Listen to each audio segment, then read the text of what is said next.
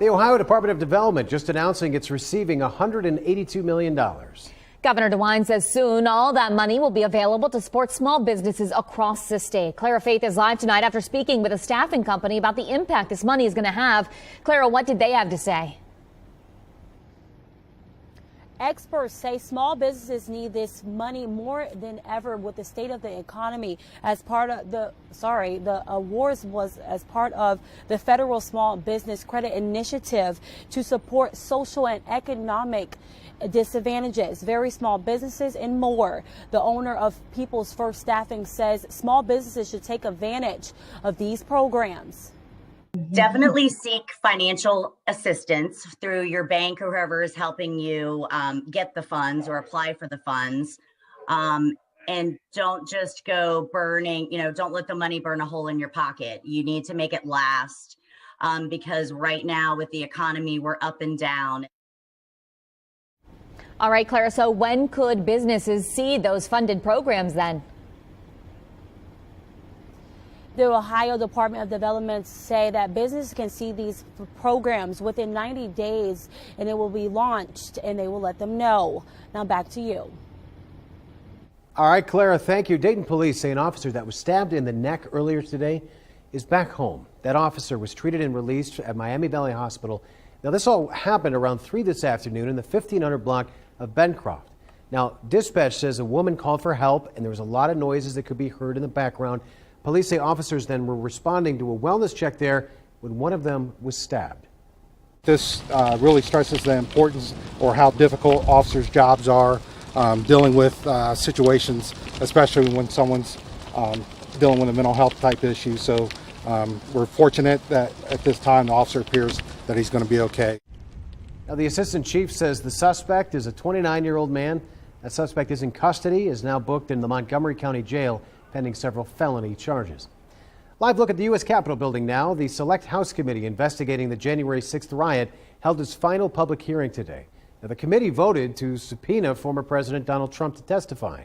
They also plan to seek documents directly from him.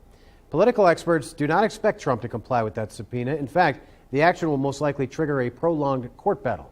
Today's hearing was the Select Committee's last one before November's midterm elections. Now, Trump himself reacting on Truth Social tonight, his social media website. He says in part about the subpoena, quote, "Why did they wait until the very end, the final moments of their last hearing?" He goes on to claim the committee has only served to divide our country. Now, the committee today also trying to highlight former President Trump's state of mind leading up to the 2020 election. They played a clip from former White House strategist Steve Bannon. In it, Bannon tells his associates that if Trump was losing by 10 or 11 o'clock that night, it would be a, quote, firestorm. Bannon refused to testify before the committee. He's now awaiting sentencing after being convicted of criminal contempt of Congress. The committee says Bannon is not the only member of Trump's inner circle who knew Trump planned to declare victory, no matter what the results were. And the Washington Post just releasing a new report about former President Trump and his knowledge of the documents at Mar-a-Lago. So Megan's at the Now Desk. What's the latest on this? Yeah, Adam, according to that report, an employee of former President Trump told the FBI the former president actually directed boxes to be moved at Mar-a-Lago. The report cites people familiar with the investigation. It also says that the orders to move those boxes came after Trump's legal team received a subpoena for any classified documents at the Florida residence. The FBI seized thousands of documents, including 100 marked as classified when it conducted a search warrant back in August. Now, that January 6th committee also presented a newly obtained email from an unidentified member of the Secret Service warning that Trump was not happy with the Supreme Court's denial of his election lawsuit. Just FYI, POTUS is pissed.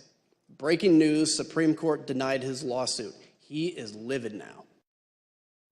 The email was sent the morning after the Supreme Court rejected a suit claiming election fraud in multiple states.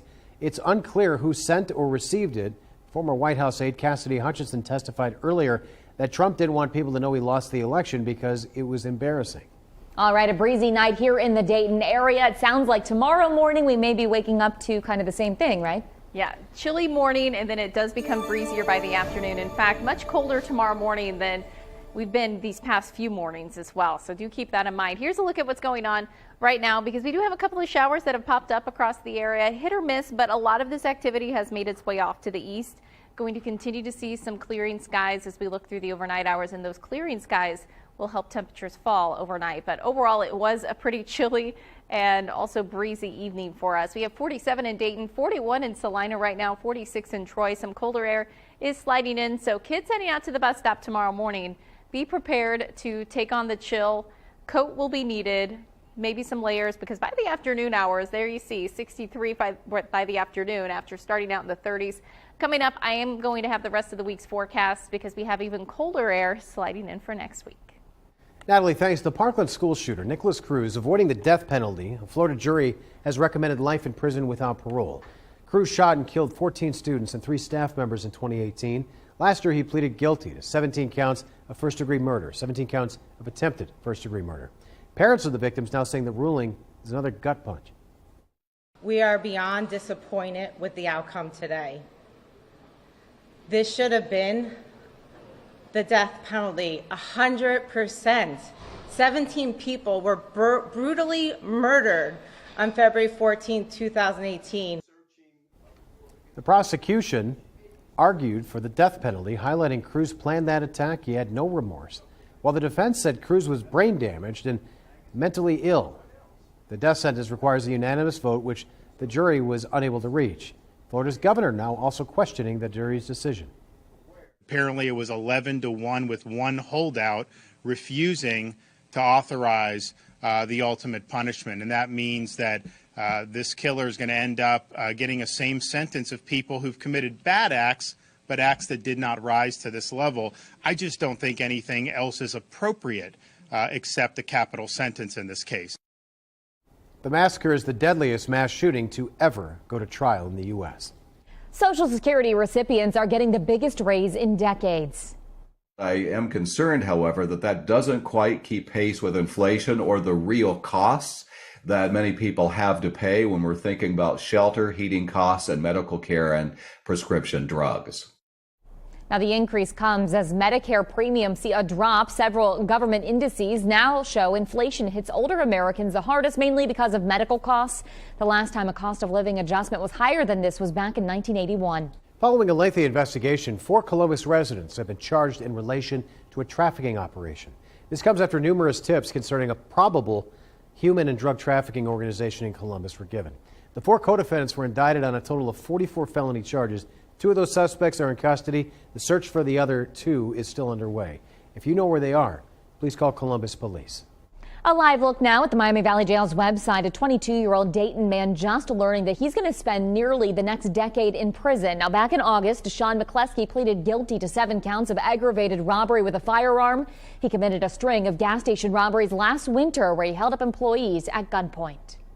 Another Miami Valley community hit hard by a rash of vehicle break-ins. Springboro police telling us earlier this month about 13 cars were broken into within just about 2 hours.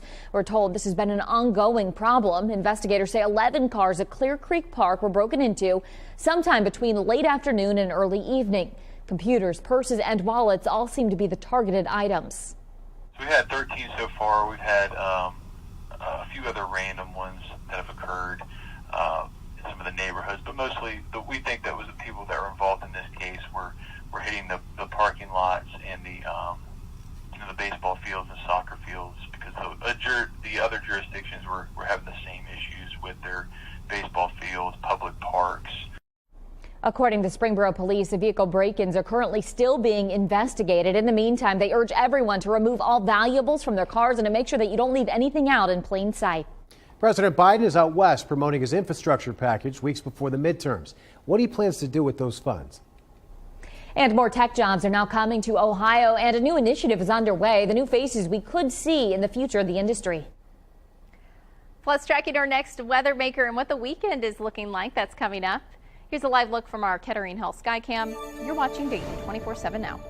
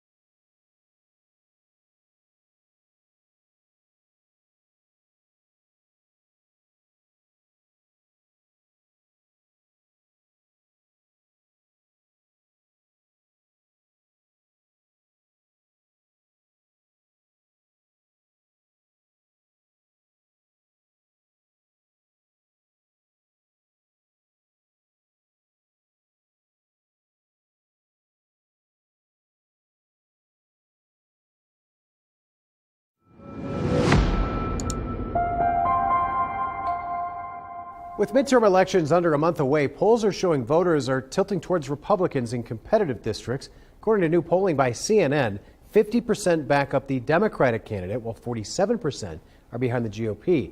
But in competitive districts, 48% prefer Republicans, 43% Democrats. Analysts say a split government would mean gridlock. There will be gridlock. There will be a lot of appointments that don't get filled and confirmed by the Senate. There will be legislation that goes nowhere, but all of it will be with an eye towards establishing, in the voters' eyes, what does each party stand for. It's expected that the GOP will win the House. The Senate is largely a toss-up. Many believe this year's midterms will come down to inflation, crime rates, gas prices, and abortion rights. Almost all U.S. adults think that the spread of misinformation is a problem in the country. Megan's at the Now Desk. What exactly are they saying?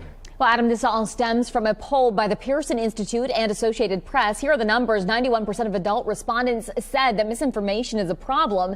74% of those respondents called it a major problem across the U.S., and just 8% said that they thought misinformation wasn't a problem at all. Not surprisingly, a big majority of respondents, from both political parties, said misinformation is increasing extreme political views.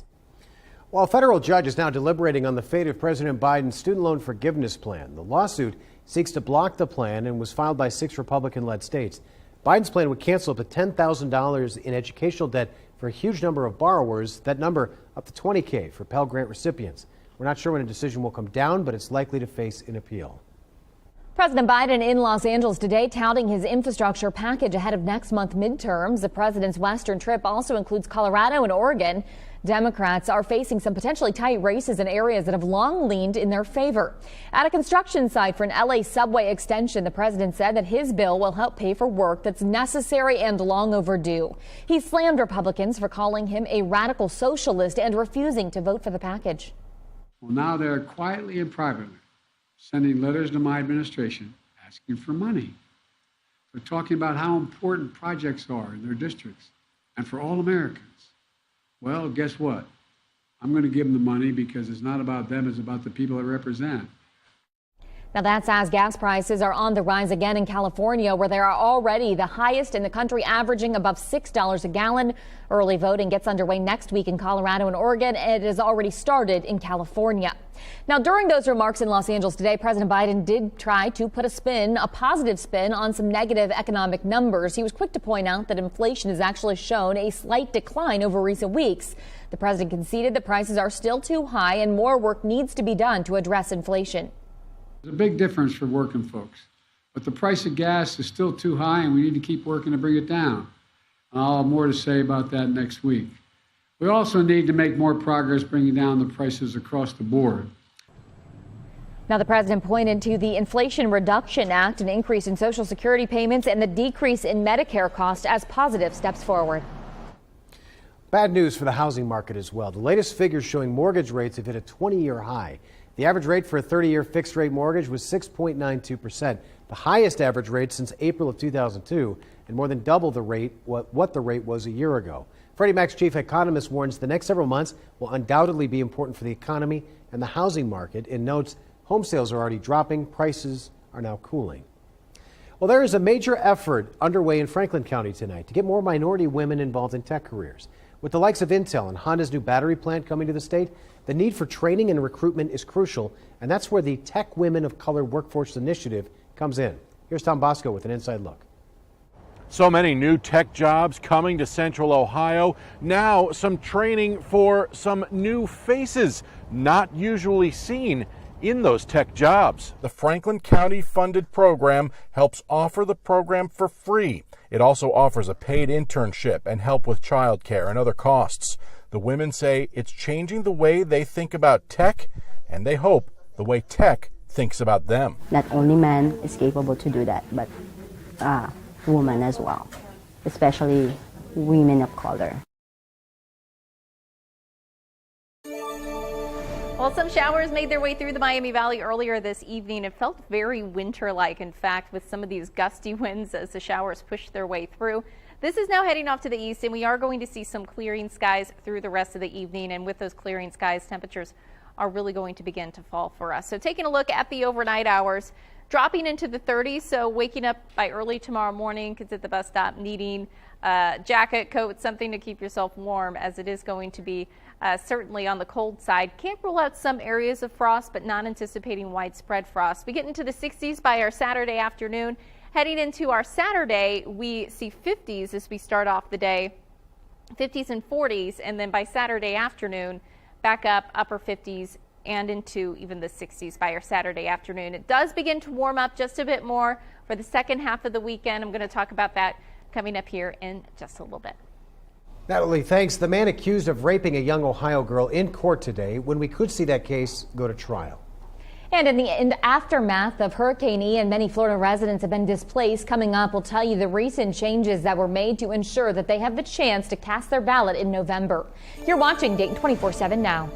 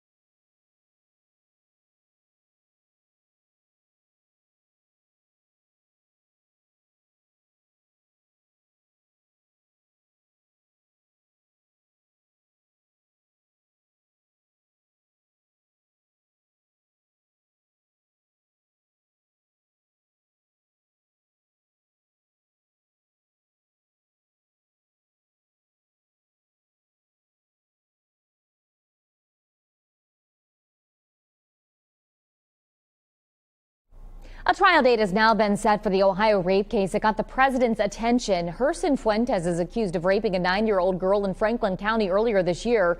The girl then traveled to Indiana to get an abortion after Ohio doctors told her mother they did not think it would be legal here. Now, the case made national news and was a headliner in the debate after Roe v. Wade was overturned. The trial is set for January 9th, but could change with possible plea deals on the table. If found guilty, Fuentes faces a possible sentence of life in prison without the possibility of parole. The U.S. government is sending additional security and humanitarian aid to Haiti. Earlier this week, Haiti's prime ministry requested foreign troops to help end an outbreak of crime, civil unrest, and cholera. Now, the U.S. is also pulling visas for Haitian officials involved with criminal organizations. With these visa restrictions, we are sending a clear message that those providing support to Haitian street gangs and other criminal organizations through financial and other forms of material support, including facilitation of illicit arms and narcotics trafficking, along with their immediate family members, are not welcome in the United States. The UN Security Council is scheduled to discuss Haiti's request for troops later this month. Florida Governor Ron Desantis is giving first responders $2 million from the Florida Disaster Fund. He says he's returning the favor for their recovery and cleanup efforts following Hurricane Ian. You may have a firefighter out there helping someone get out of their damaged home. That firefighter's home may have been destroyed too.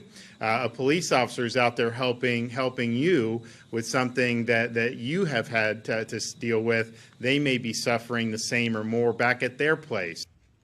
$500,000 checks went to 4 groups representing law enforcement and first responders. The Florida Disaster Fund has already raised $45 million. And Florida's governor is also easing voting rules for residents hit by the hurricane. Governor Desantis issuing an executive order that extends early voting and allows voters to cast ballots at any precinct on Election Day. Mail-in ballots can also be sent to addresses other than their homes, while early voting sites will be available right up until Election Day. Well, tracking some gusty winds across the Miami Valley today. They've calmed just a bit, but 44-mile-per-hour wind gusts in Greenville earlier today. 36-mile-per-hour wind gusts reported in Dayton, with those winds calmer right now. But heading into the day tomorrow, we will start to see the winds kick up just a bit more. So by tomorrow afternoon, we're talking about some 30-mile-per-hour wind gusts possible. High temperatures in the 60s tomorrow, and then staying pretty breezy as we look even Friday night into early Saturday morning as another front does make its way through. But the winds will calm a bit by our Saturday afternoon. Maybe some stronger gusts here and there. But then we have a stronger cold front that does make its way through. Check out Tuesday. We're talking about high temperatures in the upper 40s. That's going to be more than 15 degrees below normal for this time of year. So plan on some chilly conditions by next week. Natalie, thanks. Thursday night lights are back and brighter than ever for week 9 of high school football. How the Xenia Bucks were able to pull out a win over the West Carrollton Pirates. You're watching Dayton 24/7 now.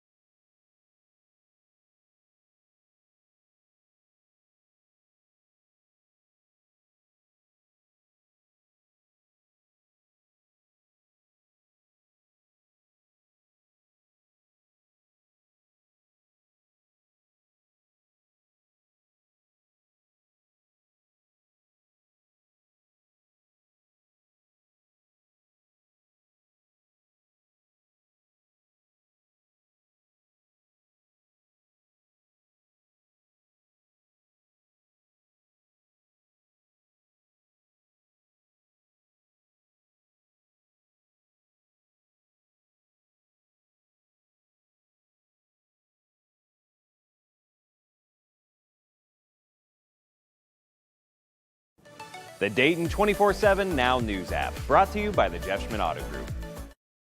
Thursday Night Lights taking us to Xenia. The Buccaneers, having a memorable season, are undefeated. They hosted the West Carrollton Pirates. This one was one-sided early. Doug Adams Stadium, they're all hyped up a Mountain Dew in this one. How great is this little guy getting down at halftime? Gotta love the chug of the Mountain Dew. Early first quarter, Trammell Wright will take the pitch, go right to the outside. He forces his way into the end zone. Touchdown, Xenia up early. Then later, 3rd and 13, Gavin McManus lets it fly, finds Wright, wide open touchdown, 13-0 Xenia. Still in the first quarter. Trayshawn Sanders, one of their big offensive players, and I mean big, takes a few guys with him into the end zone, 20-0 Xenia. Then 3rd and 16, McManus says, YOLO, touchdown. Another one to Wright, 27-0. Middle of the second now. The big man, Sanders, is going to just take this one himself. Makes a few moves. 40 yards later, he's in for another Bucs touchdown. Then just before half, Amon Broder. He's going to get in on the action, too. Watch the patience. Weaves his way in. It's like Le'Veon Bell over there. He's gone. Xenia all over the Pirates tonight. Final in this one. Xenia 64, West Carrollton 20. And Matt Digby called that game tonight. He shows us how the game went down and the reactions. A chance to clinch a share of the Miami Valley League regular season title. That was at stake Thursday night for the Xenia Buccaneers on their senior night. And the Buccaneers taking advantage of that chance at Doug Adams Stadium. They win 64-20 against West Carrollton to move to 9-0 on the season. They do clinch a share of that MVL title. They'll have a chance to win it outright next week. But in the meantime, about Thursday's game, there were a lot of different players who made key contributions throughout the night at Doug Adams Stadium against the Pirates. 3 players in particular, Trammell Wright, Trayshawn Sanders, and Elijah Johnson, each of them accounting for multiple touchdowns. In fact, Wright and Johnson each had 3 touchdowns in the win. West Carrollton did make plays in the second quarter and also in the second half to prevent being held scoreless. However, they do move to 0-9, Xenia moving to 9-0, and it was the Buccaneers celebrating post-game with the TNL trophy. Coach, you're now 9-0 on the season. A lot of momentum, a lot of good energy surrounding this program. How do you put that in your own words? Just an amazing feeling. I love my team. I love how we go out and we execute on a consistent basis, and we're able to put on a great show in front of our community. We are very proud about that. Coach, we talked about it pregame, we talked about it at halftime, and we're talking about it now. You're really a power running team, and we saw that lead you to so much success tonight. Tell me why that's so important, why that's important to you and this whole team. Well, we pride ourselves in being physical. We pride ourselves in being able to run the football and play a very physical football game on offense and defense. So that's allowed us to have the success that we have. We have a great offensive line, great running backs, and that allows us to puts us in some advantageous positions to be successful. It'll be hard to pick just one person, but do you have someone you want to highlight tonight, someone who had a great game that you want everybody at home to hear about? We're all about team here, so I'm gonna give a shout out to our football team, the way they prepare, the way they work, the way they do things, and we doing things the right way here. I'm proud of them, and I'm proud of the work that they put out today. Well, Coach, just as you put it, we're going to present this trophy to your whole team. I'm going to present you the Premier Held Thursday Night Lights Champions Trophy. This is for you and your whole team. Coach, here you go. Thank you, appreciate it. Let's go, boys. Put it up.